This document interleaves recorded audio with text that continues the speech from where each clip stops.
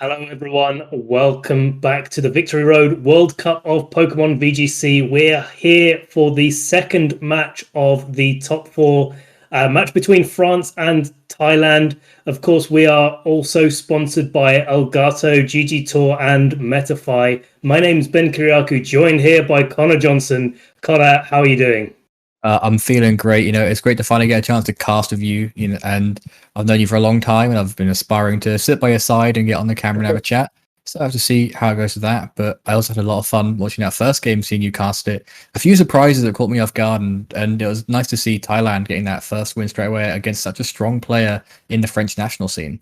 Yeah, and you've got to think like you knock out one of the original, one of the better players or the most well regarded, certainly in this format, players in the French team. You've got to be feeling pretty good about your chances for the rest of the match. The next match we've got up for you is Antoine versus Papon. 1-0 up to Thailand at the moment. If you've just joined us today, and we've got lots more matches yet to go. We will be casting all 7 matches in the order that they were played during the week. So we'll be keeping right up to date with the scores as they have happened. Yeah, and the scores we keep up with them is going to be a close one because both these teams, I believe they've got quite far in the World Cup the past couple of years. So they're going to be pushing even further and higher. I believe Thailand got the top 8 last year, and I think France only just missed out on that top 16. They had never had the best luck in these tournaments. They always start off with that really big defeat. They had an 8-0 loss to Mexico in the first week, but they come this far again and get into the top cut again. So it's going to be a close one. It's going to be nice to see who comes out on top. I personally am rooting for Thailand because, it's always nice to see some of these countries you don't often see over in the Western Hemisphere just trying to getting that damage output going down and, showing what they can do to the global scene, not just their own local scene. Yeah, exactly. And I think that's definitely something to note with the amount of tournaments in the APAC region not being quite as good as the European or the North American scene, but they're definitely very, very good at VGC, and it is, as you say, very nice to have an opportunity to showcase them, and especially showcase all of their players this week in the top 4. Yeah, and as much as showcasing their players, they're showcasing their team building styles as well, because they often have really funky team building styles. It's a lot of like Japan and Korea have really weird niche techs just for their own meta. And same happens now. We've had Thailand nationals come back for the first time this year. They've had niche little picks, which could be bleeding in to the format for the World Cup. We did see just before the transition a couple of techs that the players have decided to bring. So maybe that'll come in handy, to catch players off guard, or maybe just force them to rethink their entire game plan just from the get-go, maybe thinking, oh, they've used this in the past, and having that finite amount of information is going to be a tough one. And I think, these Thailand certainly, we mentioned it before, they've used so many different archetypes and individual Pokemon or unique Pokemon in their slightly shorter time, having made it to the top 8 and only come in at the actual group stages rather than the qualifying stages.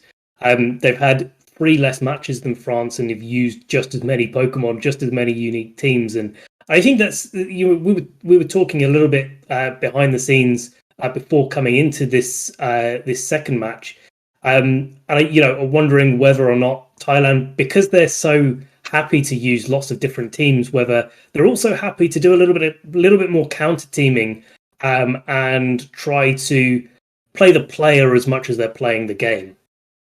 Yeah, they have been doing that. Like we did see, again behind the scenes and on our little transition screen we had here, that Papon, normally being a Groudon player, has really delved into what Antoine could be running, because Antoine had that pattern of going Rinja Sun to Calyrex Shadow and to Rinja Sun Calyrex Shadow. So Papon then changing it up and bringing a Kyogre team instead of the Groudon team, just thinking maybe, this is really good to both these Pokemon. You have that annoyance of something like a Gastrodon if Rinja Sun does come, but most times out of 10, you're going to be having a way to get rid of that Gastrodon, just get rid of the rest of the team. And that's just something that, Antoine will have to kind of think about on paper, looking at the 2 grass types that Papon could be bringing. But on top of that, we have to see what both players have a look of, like the mental mind game going into it. Of course, Antoine with all of these finishes and all these results to his name, compared to Papon just being a 2021 World Cup competitor, maybe delved a bit into Thailand nationals when they happened, But it's going to be that on paper mind game of this person has more results, but can my teamwork, can my knowledge bring me above those numbers? Exactly, and I think that's going to be really the name of the game in this matchup when you look at their live achievements, because of the difference in the amount of competitions that the European circuit gets compared to what the players in Thailand have access to. If they're not able to, travel to all of these events around Australia and Singapore and other places where there are live competitions. Kind of leaves you left with just the online competitions. And as you can see here, 2021 was a player in the top 8 Thailand team last year. They're here again now in the top 4. So they're clearly doing something absolutely right here. And of course, Papon has gone 3-2 in this World Cup, in the 2022 World Cup. So doing pretty well for themselves. Had a 3-3 record last year in the 2021 World Cup. So I'm sure looking to improve their standing here as well. So definitely someone that we've got to be keeping an eye out for. Yeah, we could keep that out for them. It's always, a really nice poetic end to these tournaments, whether you stay in or go forward or go out, whatever happens, you have to have that, a little bit of an extra milestone to it. Like you said, going with that 4-3, 4-2 or whatever they could finish on. But as we see now here, we have got those teams up again. So just a quick briefer analysis of just, the 2 grass types there on Papon's, really drilling into a Gashadon that could have come on many of Antoine's different play styles. And then the 2 restricteds in the Kyogre plus Yveltal, they have really good matchups into most of the restricteds that Antoine has chosen to bring. And then Antoine playing it, again, very safe, and just having something like the Calyrex plus Zacian, just because it did good in Worlds. It's a variation of Eduardo Cunha's winning team, also used by Calvonix. So, maybe spoke to some players behind the scenes or spoke to their friends and just kind of built around that, where they went wrong and where they went right, to kind of, again, counter team what Papon could have brought and see if it does good into this counter team. Yeah, and Papon really changing it up, as you said earlier, used Groudon 4 out of 5 matches that they've played in this year's World Cup, and now changing it up completely to a Kyogre Yveltal team, which is crazy because it's a restricted duo that we don't see too often. And it's a team that was used by both Nils Dunlop to Top Cut Worlds. I believe Henry Rich from the Australian team, also in the top 4, used this as well. Not to as great effect, but definitely a team that could be known to Antoine as we get into this game 1. Yes, we get straight to game 1, and we are, from Papon's perspective, looking from the Pokemon on the screen here. But we see that Yveltal does come out in with the Regieleki, so that instant pressure of, getting speed drops or just outright pressure from that Regieleki. Of course, we're not in Spike Whenever yet, so you can still Dynamax, and that's what Regieleki loves to do in these formats. Yveltal puts a lot of pressure on that Whimsicott with its flying type moves, and if Thunderous gets caught off by maybe Electro Web, gets its boost from Defiant if it is carrying out Defiant ability, Foul Play is going to outspeed it and do a lot of damage to it. But, maybe we can see a read into that, kind of slow down the pace and we just get damage off straight away, or it could be a Prankster Thunderous just to slow down his Yveltal, maybe with Eerie Impulse or a Thunder Wave, just to kind of settle the field while Whimsicott does little Whimsicott things. Yeah, and that Tailwind is something that I'll be particularly scared of. The Electro Web into Foul Play is something I'm particularly enjoy seeing coming out, but when it's next to a Whimsicott, it's not always the best thing to be going for. Regieleki, though, as you mentioned, quite rightly, does like to go for Dynamax and is going for it straight away. Protect coming out from the Thunderous, quite an interesting move here. Antoine just playing a little bit more defensively, especially with that Light Screen coming out. Sucker Punch coming from the Yveltal, as well as the Max Lightning into that Thunderous. You kind of like to think if the Thunderous did go for a Dynamax, it probably would have been knocked out by a combination of the Regieleki's Max Lightning and the Sucker Punch as well. Regieleki revealing the Life Orb here as well, so definitely going to be doing lots of damage, and would have knocked out that Thunderous even through Light Screen by the looks of things. Yeah, it's a lot of pressure that it exerts, and with a lot of players opting to either go for a focus sash for the longevity or maybe a magnet for that little buff extra, players might not often calc for that life orb, and like you've been saying, it could have knocked out that Thunderous. Of course, both these Pokemon are known for their abilities that basically self-boost themselves without having something like a choice band or a terrain setup, and that's what makes them so powerful. Thunderous though is going to switch out, just kind of scared of what damage could come out, maybe doing some quick mental maps and thinking, okay, the damage it did there could mean it knocks out with electric terrain. Gastrodon does sip up that electric type back straight away. Moonblast, coming from Whimsicott, not known for being the best special attacker, but goes straight into Yveltal, does a large bit of chip, and gets a special attack drop. So any Oblivion Wings will be doing less damage if that is on the moveset. And a Tailwind comes out just to kind of counter any other Tailwinds and give that even bigger speed boost to the Regieleki. Yeah, and nice Gastrodon switch in here. Not surprised that Antoine knows exactly when to bring that Gastrodon in a nice, easy way to sort of waste out, I suppose, the max turns from Papon's side of the field. We're seeing a Tailwind coming out from this Whimsicott and a max strike coming from the Regieleki. So into the Gastrodon, that's going to do a fair amount of damage, a nice little chunk, even through Light Screen, actually. Going to be dropping the speed of the Whimsicott and the Gastrodon. The Gastrodon probably would have been slower than Yveltal and Regieleki, certainly, anyway. But a dual Wing Beat coming out from Papon's side of the field from that Yveltal is going to be enough to pick up the KO on that Whimsicott with 2 hits, importantly, because if that Whimsicott was carrying a Focus Sash, the Focus Sash has just been completely invalidated as the Gastrodon launches enough power into that Regieleki. Doesn't do too bad damage, but does get a little bit of recovery back from that leftovers. Yeah, that was a great call there. I was half expecting to be like maybe a special variant, which is why the Moonblast came out for both that damage and a special attack drop, as well as just, you often do see that special, but in the Eastern world, you do often see those physical ones because they often think, well, people are going to predict on special, set up Light Screen, or maybe go for Snarls, and then just sit there and wait, but having access to those physical moves, you don't get the recovery that you get with the special moveset from Oblivion Wings, but you do get that Focus Sash breaking ability of Dual Ring Beat. So it was a really good call there from the Yveltal just to go for that. Regieleki, of course, going small with not as much health as it normally likes to have, and it can only really hit in this Zacian, so Gastrodon is having a bit of field day with that slot unless it's forced to go into that Protect. And Foul Play could be an option here as well from the Yveltal, just to kind of double into that Zacian, get rid of it with a strong electric type attack, plus a strong dark type attack, using its own attack stat against it. But then again, it's still thinking, what can that Gastrodon do to me, and will it be something that I have to concentrate, as the timer does tick down though for Papon, because it is one of those tricky situations we have to think who's going for what. Protect coming out from Regieleki though, giving a bit of longevity. The Sucker Punch goes out into the Gastrodon, so no recovery moves on that turn, and the Zacian just has that freedom to go for that Behemoth Blade, and it does seem to be going into that Yveltal. So that's likely going to be going down there because it's not often bulky enough unless they're Dynamaxed. And it's going to be a bit of a Pokemon deficit for Papon, but we'll see what he has in the back to kind of orientate around this field, as it does look in Antoine's advantage.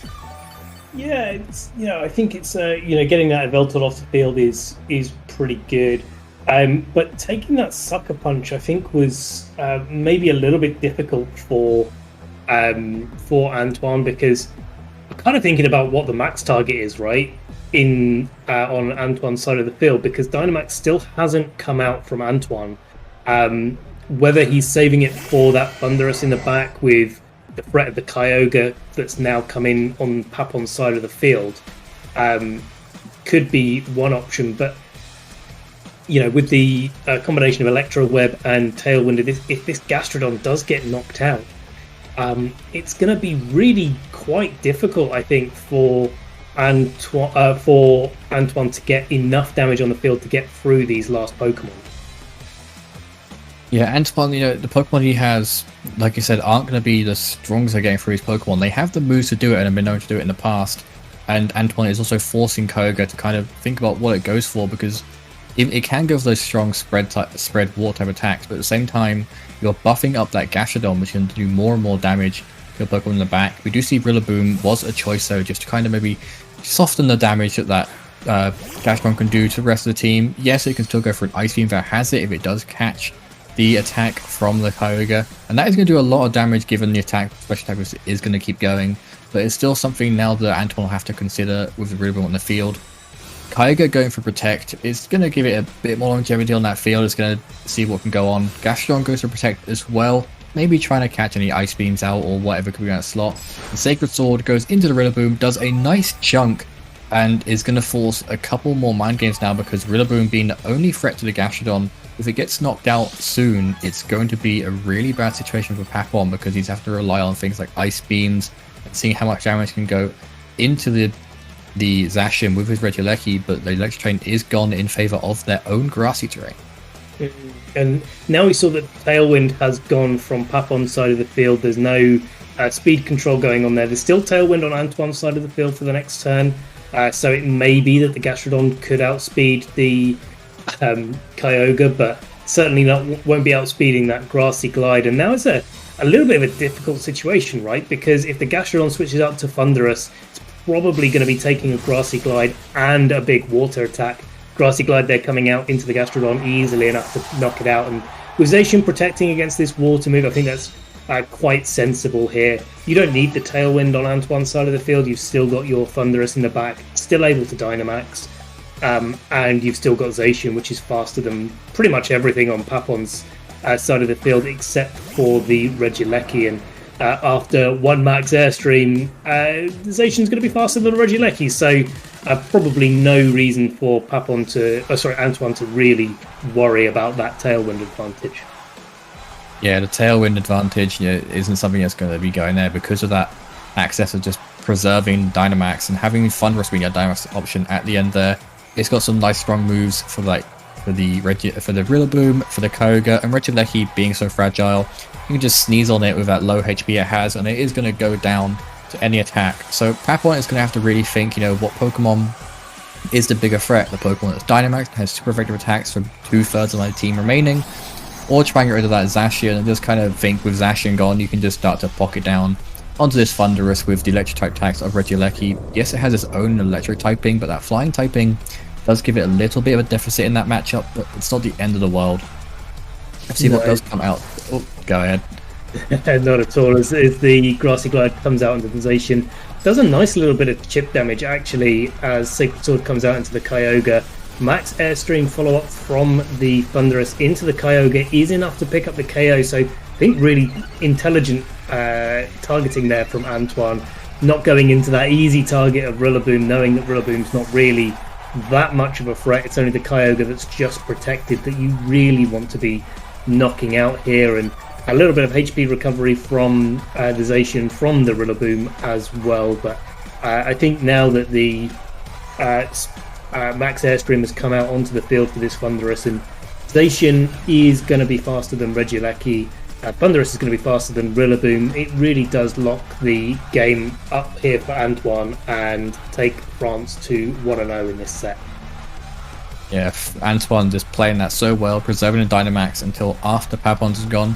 It felt like in that lead that Papon maybe was a little bit forced to go for that Dynamax, just because you had the option to go in for the age-old Electro Web plus Foul Play, although Tailwind would have been a threat going for it. And with that boost as well, the Regieleki, the Thunderous, I would have to Dynamax to get that knockout onto either of those Pokemon, really. You can just keep hitting those super powerful Wild Charges at +1.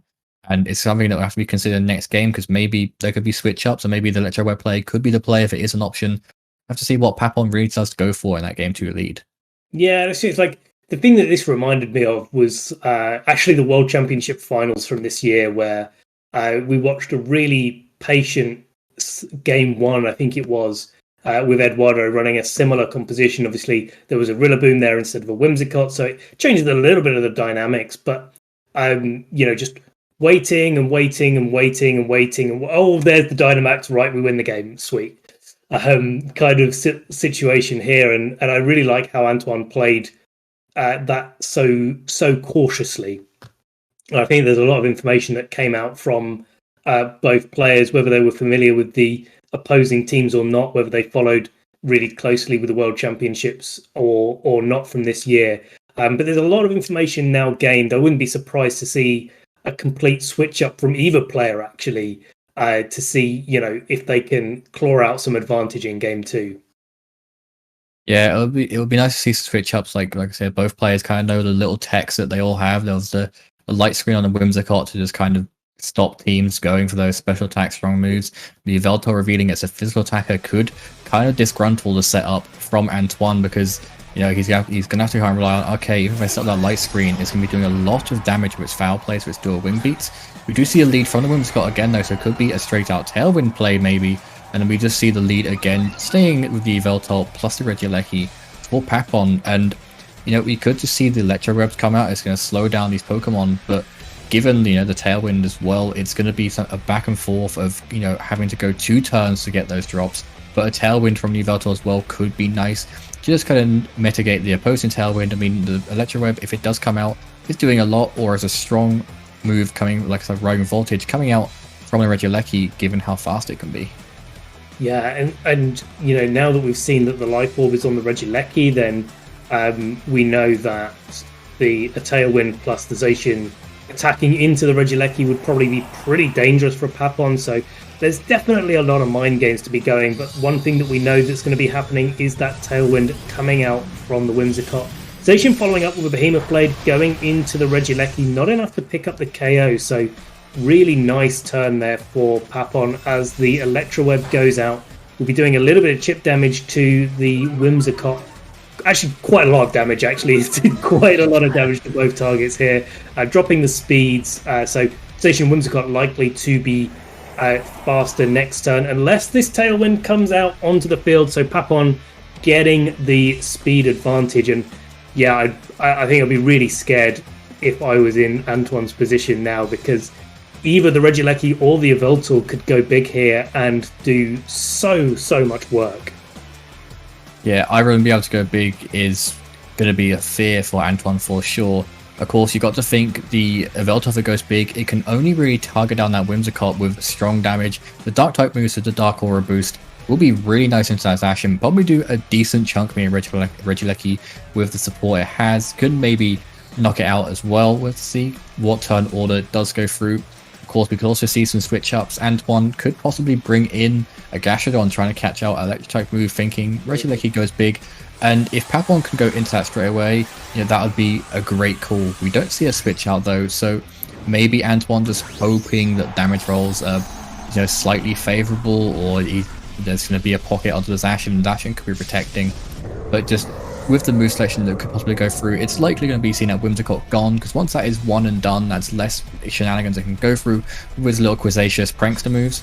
The Regieleki does go for the protect and just kind of preserving the field, see what it can go for.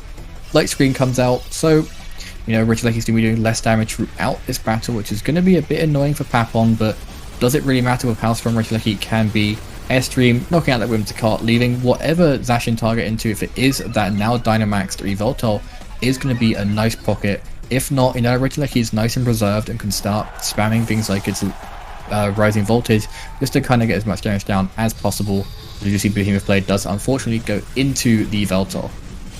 Yeah, that's going to be doing quite a lot of damage and taking Yveltal to a place where it's going to have to be worried about the next attack that's going to be coming in. But one of the benefits of running something like Yveltal is it's so bulky and is able to tank those attacks, but as soon as you get it down to where it is now, like 30-40%, it's not quite as threatening in that way.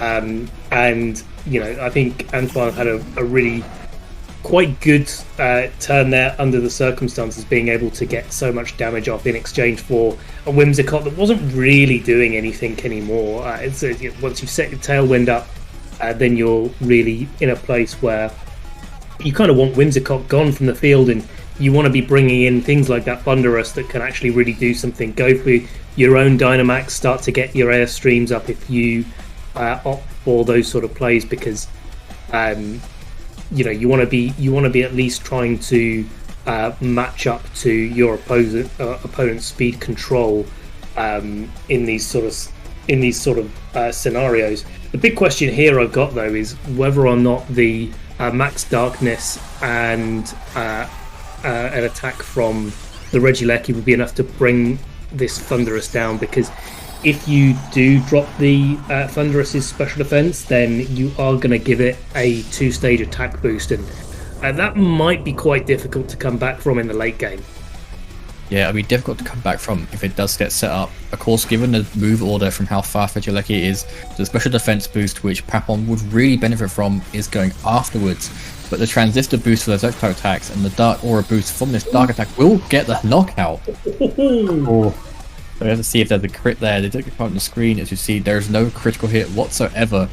But a really good call there from Papon. Obviously, a lot of Thunderists like to go specially defensive for those Kyogres and of course the Regielekis, and we have to see where this Behemoth Blade goes now, as it does go into the Regieleki. So Regieleki's going to be going down, but it feels like it's done its job. It's gotten rid of the Dynamax Pokemon, it's kind of fiddled with the speed tiers with its Electro Web, and it just means that, you know, whatever Pokemon comes in can kind of just sit in front of this Zacian and just click moves. Rillaboom can fake it out. If we see Gastrodon come in, Rillaboom can get rid of that Gastrodon and leave the Zacian for the Yveltal. So it's just a situation where Papon has kind of reversed what the game was last time, where, you know, where preserving the Dynamax was actually the weakness for Antoine, as it meant that the strong Pokemon could just knock it out as soon as it went up.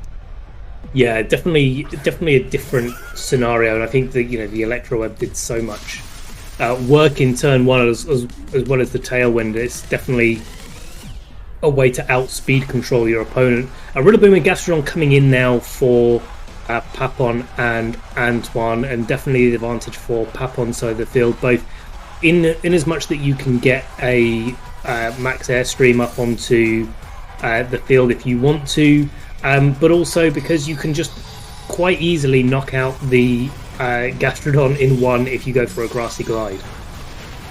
Yeah, the Gastrodon being hit with Grassy Glide is something that is scary, and a Gastrodon not going for Protect means that maybe Antoine felt that wasn't going to be the target to be picked, as Zacian doesn't get knocked out by the high horsepower, and the Behemoth Blade in return does loads, but the Icy Wind that could have been that little bit to get the knockout does miss. So Rillaboom stick around for another turn, but it is on a turn where Gastrodon could Protect, and Zacian could just go for attack, showing it's already faster. But with the foul play that can now come from his Yveltal, will Zacian really want to be doing that? We know that it's going to be faster because of the Electro Web earlier in the game. And Gastrodon, all it can do is Protect and maybe spam Icy Winds until it gets knockouts and forces the Kyogre in. Yeah, well, I mean, there's no Pokemon for Antoine left to switch. There's Grassy Glide that's going to knock out the Gastrodon. There's Foul Play that's going to knock out the Zacian, or Sucker Punch if you really want to go for it if you're Papon. I guess the only risk would be a substitute on that Zacian if it's even carrying it. But it looks like the Zacian wouldn't even be able to get a substitute at this stage. So yeah, I mean, like at this stage with the amount of speed control that's on Papon's side of the field, it's definitely a case of one thing attacks one thing attacks the other thing until things get knocked out. And that's what we're seeing here. Foul Play coming into the Zacian is enough to pick up the knockout here with a critical hit. Definitely did not matter whatsoever. And now we're just left with the Gastrodon protecting last turn from the Grassy Glide. Going to be the target of another Grassy Glide, and we're going to be going into a Game 3. Yeah, Game 3 is inevitable here, and Papon has just completely changed the flow of play. Where with Gastrodon was a nuisance and it was stopping Kyogre from getting attacks, meaning it could easily be knocked out or forced into that switch. Gastrodon was there, you know, kind of tricked into coming in at the wrong time, thinking, hey, Kyogre could come in, and then was just taken out by that Grassy Glide, and that was an amazing reverse of play, and just that turn one instant speed drop into Tailwind, showing that Papon didn't have to go for that full pressure of speed drop into attack. You can play it slow and then pick up the pace later in the game and just knock out things that, you know, you want to be knocking out, leaving these defensive Pokemon to do an offensive role.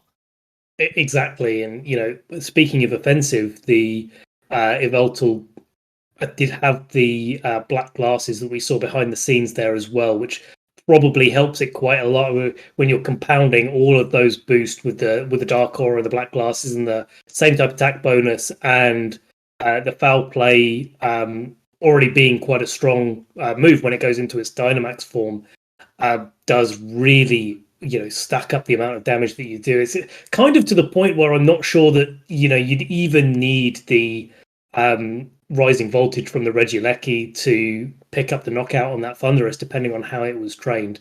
But always nice to be absolutely sure that you're going to be picking up that knockout. I think it's going to be really interesting to see how these players approach Game 3, because we've had two quite different games. One where both where Antoine has been a little bit hesitant with the Dynamax, and certainly Papon has been quite offensive in the way that he's approached the matchup in game 1, going for that Max Regieleki, in game 2 going for some aggressive speed control and really pushing his board state forward. Going to be interested to see how Antoine reacts to that in game 3 and whether or not we see a little bit more pressure be put onto Papon's side of the field turn 1. Yeah, turn 1 does have a change up though. We do see the Amoonguss coming on in. Of course, it can't redirect any attacks from that Whimsicott, nor can it put it to sleep. But, Whimsicott, could just be going down to a Dual Wing Beat here, and putting the pressure on that Zacian going to sleep straight away means that you can maybe go for a Taunt, with the Whimsicott, meaning that Whimsicott is doing one less thing that turn, and you can maybe, even Tailwind on that turn. There's so many options that this Amoonguss does bring in because it is forcing so many mind games from Antoine and his Whimsicott, and Papon is instantly, changing that flow, whereas it was offensive, get speed drops or speed boost and then do damage. Now it is, bring a slower Pokemon that has so much utility to it that you have to force do something. So the Substitute is now forced in straight away, meaning that that's one attack that isn't going off, and that means that Yveltal can go something like a Tailwind straight away. Moonblast goes into it, does a lot of damage. No special attack. Oh, there is a special attack up this turn, but it doesn't matter. And the Foul Play will come out, and will it do that 25% to knock out the Substitute? And if it does, that is going to be great for the Amoonguss, and it does. And we're going to say good night to that Zacian for a couple turns now, whilst Yveltal can kind of sit on the field and, get its setup done where it needs it. Yeah, that's a really great turn 1 for Papon. Night-Nightization certainly, and I think that's a really clever way for Papon to play the turn. And first game we had aggressive damage, second game we had aggressive speed control, third game now we've got aggressive sporing coming out from the Amoonguss as well. So a really nice combination of things coming out from Papon and ways to increase their board state. Naturally, the Yveltal switching out, as well as the Whimsicott to Rillaboom and Gastrodon, and getting to a position where Papon is actually feeling pretty good about their board state, I think. Yeah, Papon felt really comfortable going for that switch. Zacian likely wasn't wake up that turn. There's a very slim chance it could have. But, just thinking Rillaboom can come in. It threatens that Gastrodon if it does switch in. It could have fake outs to stop that Whimsicott having any shenanigans. And it can also put pressure on the highest power onto the Zacian. So it was a great switch there. Of course, we did see Papon, though, was hovering over to maybe go for a Pollen Puff onto its side partner in the Yveltal, which would have been kind of funky, just getting that HP back while Zacian was asleep and then deal as much damage back as you were healing. But, just playing it safe, trying to knock out that Whimsicott. But with Whimsicott gone as well, we're free to see some Pollen Puffs, so no Yawns going, Rage Powder, sorry, no Yawns going into that Rillaboom, and, no Flying Toe attacks going into it if there is a Flying Toe attack down the line from the Thunderous. Indeed, and the Thunderous coming in is going to be able to stop that high horsepower doing any damage, of course. Nothing targeting down that Gastrodon, but a Protect anyway, just to make sure. And now, I think Antoine's managed to maneuver himself into a really quite nice position. It will depend on the item on this Amoonguss, whether it's Cobra Berry or the Focus Sash that we just spied in Team Preview there. We'll be able to get him to survive another turn, but this Rillaboom isn't looking like it's in a great position, and nor is this Amoonguss really by the time that the Thunderous starts going for max airstreams and maybe Gastrodon is able to finish it off. But speaking too soon, lots of switches happening on this turn.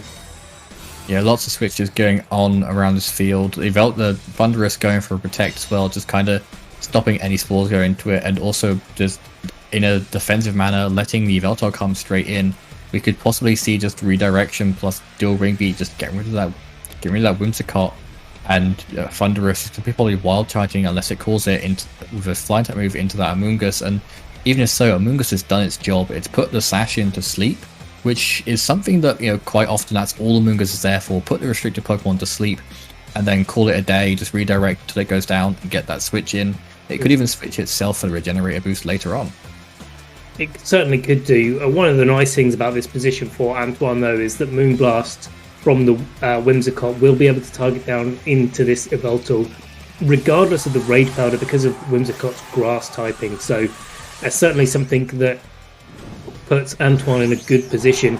It's for Papon to decide on whether or not the Yveltal has done its job or not, because we've seen in the background that it's not able to use Protect, and so if Antoine wants to do so, very easy for a Moonblast and a Moonblast to be able to knock out the Yveltal, as we're seeing right here. Yeah, the Moonblast going to Yveltal, it does just get a knockout, which is going to be a bit annoying as Max Airstream comes off. No Cobra Berry is activated, and we do see Amoonguss living on 1 HP, which is likely a focus sash, given Amoonguss doesn't often live on 1 HP for those sorts of attacks. And the speed boost is going to be quite nice for the Whimsicott, because it can now go from Moonblast a bit faster and get special attack drops off where it needs it if they do come to it. Thunderous gets put to sleep though, so it's going to be one less hurdle to work around. The grassy terrain does bring its Amoonguss back to its 14 HP, and it has the ability now to just kind of pivot around that Rillaboom to get its HP back and come back in later down the line and just keep sporing things or redirecting things to keep the Kyogre safe as and when it needs to be. I think the problem now for Antoine is because of that focus sash, because the Amoonguss didn't go down to a combination of Moonblast and Max Airstream. The Kyogre that comes in now is pretty just free to go for Max Geysers into Antoine's team, with the Zacian also asleep here. I think there's always the risk of the Gastrodon coming in. I presume that's why the Rillaboom's coming in now, just to try and knock out the Gastrodon if it comes in. Maybe try to snipe it on the switch in, so to speak.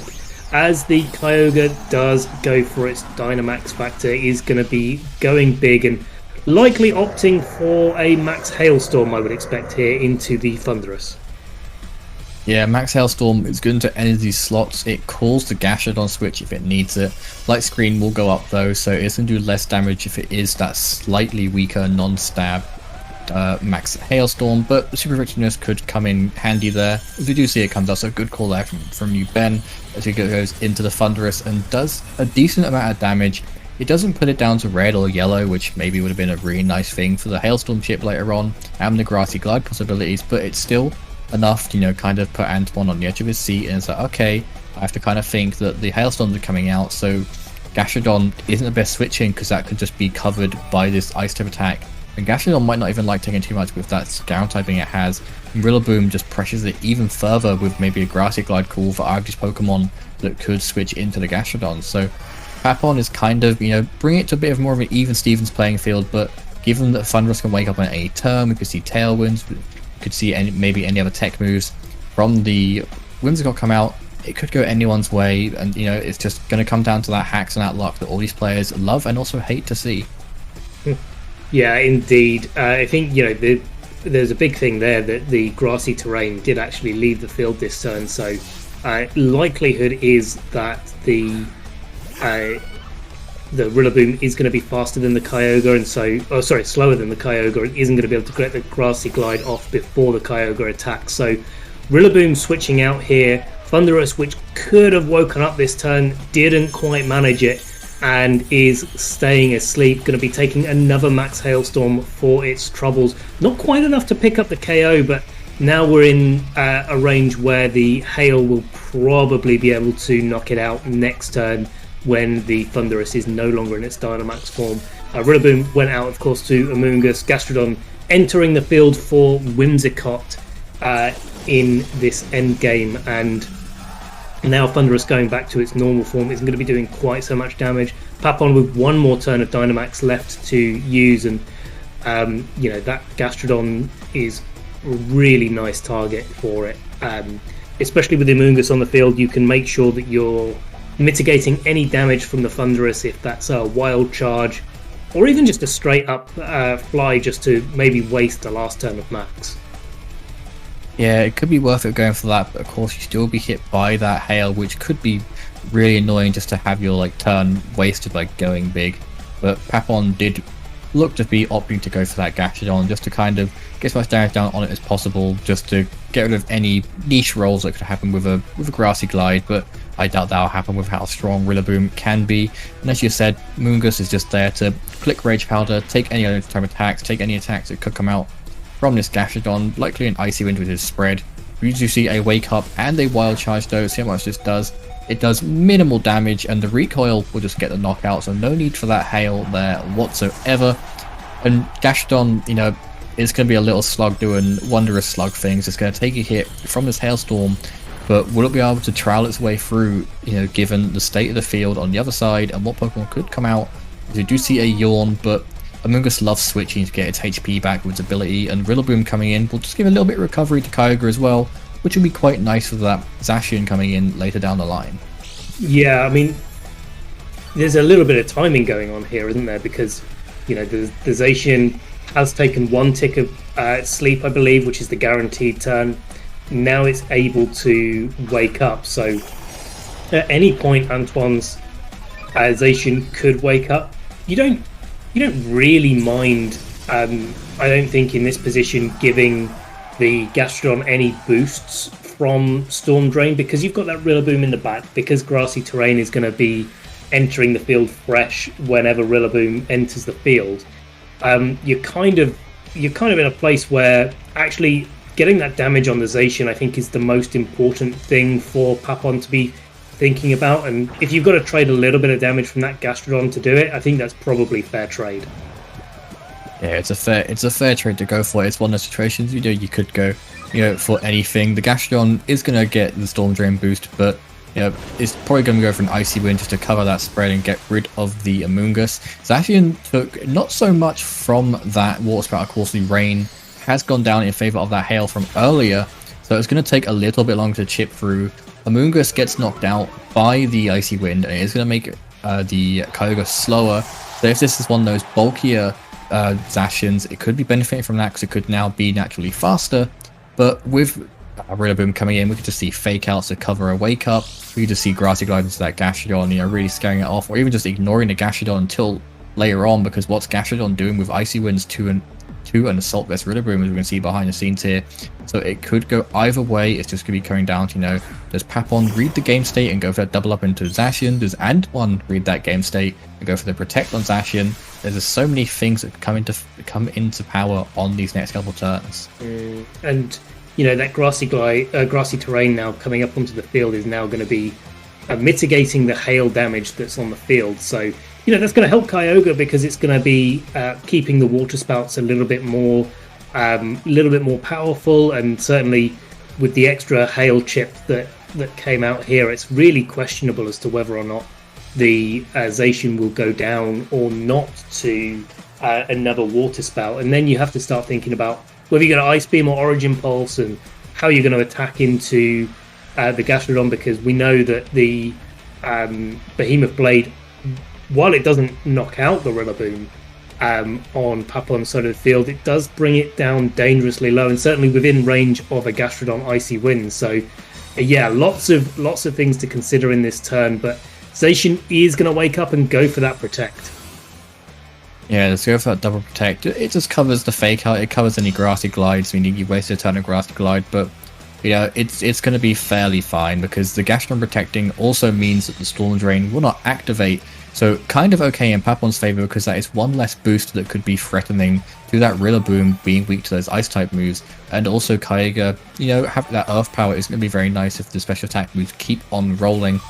Of course, you know, there is kind of that situation where, you know, Zacian is awake, so it can go for a Behemoth Blade or a Play Rough or a Sacred Sword. All these moves have a decent amount of damage output onto either of these Pokemon, but maybe we could, you know, Papon knows that and can kind of work around things. Maybe it's going to force into those Origin Pulses, given how much a Play Rough or a Sacred Sword can do. A Rillaboom, again, can just target down that Gastrodon if it really wants to, or it can start high horsepowering Zacian just to kind of scare it off a little bit and, you know, get that nice strong damage into it. We saw how much it did from around full HP last time. And given us that half HP, no buffs or drops off happened, it could do a nice bit of damage. You see a switch out here from the Gastrodon into Whimsicott coming in, which isn't going to like this Ice Beam that I do believe Papon has opted for. Yeah, really, really nice read there from Papon by the looks of things. A Behemoth Blade though first, going into that Rillaboom, not quite knocking it out, leaving it with just 28 hit points. High horsepower is going to be enough to pick up the KO on Zacian here, and an Ice Beam hits that Whimsicott on the switch in. And this was always the call for this turn, right? Because if the Gastrodon stays in, then it can get Grassy Glided. If it doesn't stay in, then it can get knocked out by, the Icy Wind, and the Behemoth Blade would be enough to knock out the Rillaboom here, and maybe that means that the Gastrodon wins the end game. So you kind of have to switch it out if you're Antoine to preserve it, and Papon just read that board state so well. Yeah, it was an amazing call, and it was so nice to see, Papon just kind of thinking, what's the worst case scenario to happen? If there was a protect or a miss, then you were a couple turns behind. You could still kind of pick it up later in line, putting pressure, water spouts onto the Zacian. Of course, given the game set now, you just see that Grassy Glide coming out into Whimsicott of anything, maybe just stopping any pranks and moves that could likely come out. And now Ice Beam is likely going to do a nice bit of damage to this Gastrodon. It could even freeze, which could be a nice little timer bit for Papon, just stopping any of these Icy Wind crits possibly happening. But that's very unlikely. The speed drops, given how Gastrodon is very slow, aren't really going to be anything in mind. The mind games or the flow of play here, if Rillaboom could just click its favorite little move in the Grassy Glide and wrap up this game and likely bring Thailand to a 2-0 lead against France overall, which is going to make France sweat a little bit and shake in their boots as they have to kind of pull it back more and more as these games go by. Yeah, I mean, when you think about this game as well, is that if Gastrodon was running the more common Ice Beam, that Rillaboom would have been knocked out that turn, and then it would have been Gastrodon versus Kyogre, which in grassy terrain, especially with the extra recovery that you get, kind of leads towards Gastrodon's favour overall in the long game. It'll take a while to get there, but probably in Gastrodon's favour. Where, right now, Gastrodon, all it can do is protect from this Grassy Glide for the Rillaboom coming out, and the Ice Beam, of course, icing on the cake, I suppose, for Papon as, we close out this game 3. Yeah, it's going to be a lot of protects here, maybe trying to, stall out the grassy terrain, because maybe it could be an ever so minimal roll without that grassy terrain. But even if so, Gastrodon being as slow as it isn't going to matter. Grassy terrain's gone for the speed-based mechanics of this, and Ice Beam's just going to make it even easier for those knockouts to happen. So Antoine probably just playing a bit of Gambit, probably trying to stall for a bit of information to maybe jot down for his fellow teammates to take down if this team does come up again for Thailand. But for the overall case, it is just going to be curtains there. Once these attacks go off, Protect does go off again, does not activate, and we'll see the Grassy Glide will likely get that knockout. Thailand are now officially 2-0 up against France. Yeah, nice, good games. Close sets, of course. Both the match that we watched before, of course, and this match as well, both going to 3 games. So, it's not like it's a whitewash. It's a 2-0, but it's kind of a 2-0 on paper, not really in spirit here, as Thailand have put on a great show, but France have been just so close to clawing the victory there, and just one change in a read here or there could have made the difference between the matches, and that's what you get when there's so high level play between both teams. And we get to this sort of final round of the competition, or rounds of the competition, where both teams have been playing for so many weeks, and their teams are prepared. They've really got into their flow. They've been doing well. They've been winning matches. They're feeling great. And so, I'm not surprised at all that we're seeing really close games, and games going to game 3.